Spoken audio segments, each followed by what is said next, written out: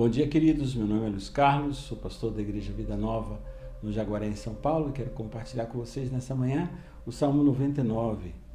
É um salmo que traduz uma realidade de celebração, de regozijo com Deus a respeito do seu reino, a respeito da sua vinda. E diz assim: o Senhor reina, tremam as nações, ele está entronizado entre os querubins, comova-se a terra. O Senhor é grande em Sião e mais elevado de todas as nações. Louvem o teu nome, grande e tremendo, pois é santo. E a força do rei ama o juízo. Tu firmas a equidade, fazes juízos e justiça em Jacó.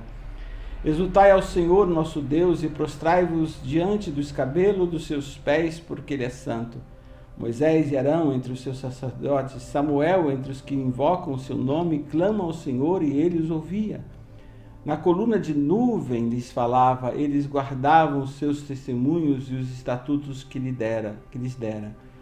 Tu os escutaste, Senhor nosso Deus, tu fostes um Deus que lhes perdoaste, posto que vingador dos seus feitos. Exultai ao Senhor nosso Deus e adorai-o no seu santo monte, porque o Senhor nosso Deus é santo. É muito interessante porque o Salmo fortalece a imagem de Sião. Sião é um monte que está ao lado de Jerusalém. Quando se fala em Sião, se fala em Jerusalém, automaticamente se liga ao monte a identidade da cidade. Mas o monte mais proeminente era o Monte Moriá, que é um monte que ficava ao lado e é onde estaria o santuário no dia de hoje. Mas ele não fala do Monte Moriá, ele fala do Monte Sião. E por que fala do Monte Sião? Era porque de lá sairia a lei, de lá do Monte Sião ou de Jerusalém, que se conheceria a verdade de Deus.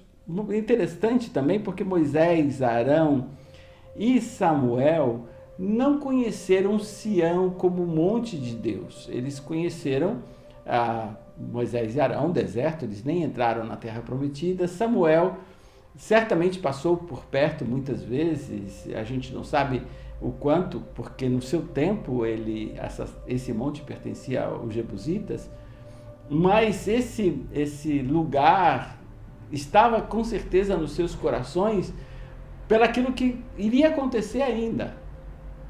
Isso é, eles não experimentaram, mas tinham certeza de que isso aconteceria, que Deus governaria o mundo de Sião na pessoa do Messias. Eu não sei se eles tinham uma compreensão a respeito, efetivamente, de onde era esse monte, mas eles sabiam que era daquele monte, ou de um monte, que Deus governaria a terra e a face da terra. E com o quê? Com juízo, com equidade, justiça, juízo diante do Senhor. E ele me convida para que eu espere isso, que eu viva isso. Que eu seja uma pessoa justa, que haja justiça nas minhas atitudes. E a gente vive um tempo muito confuso nesse tempo, porque nas grandes religiões que nós experimentamos aqui no Brasil, a gente só vê grande confusão, vê problemas de equidade, falta de verdade, falta de honestidade. A corrupção prospera dentro e fora da igreja, pastores e padres corruptos, que você fica pensando assim: Senhor, onde você está? Obviamente que a palavra do Senhor diz que nos últimos dias faltaria fé na face da terra, o amor de muitos esfriaria e que a igreja estaria, de uma forma geral, envolvida com as trevas, profundamente envolvida com as trevas. E ele me convida a buscar ao Senhor e a entender que a adoração a Ele precisa produzir justiça e equidade nos meus atos hoje,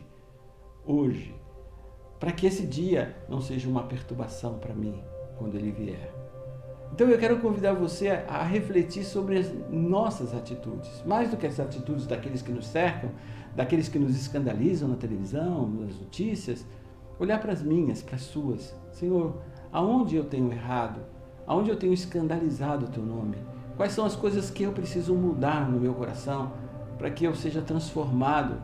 Paulo fala isso muitas vezes nas suas cartas, né? Andai, como eu ando com Cristo, revesti-vos, pois, de Cristo, né? Da autoridade dele, do nome dele, do procedimento dele. E andai em amor como ele andou.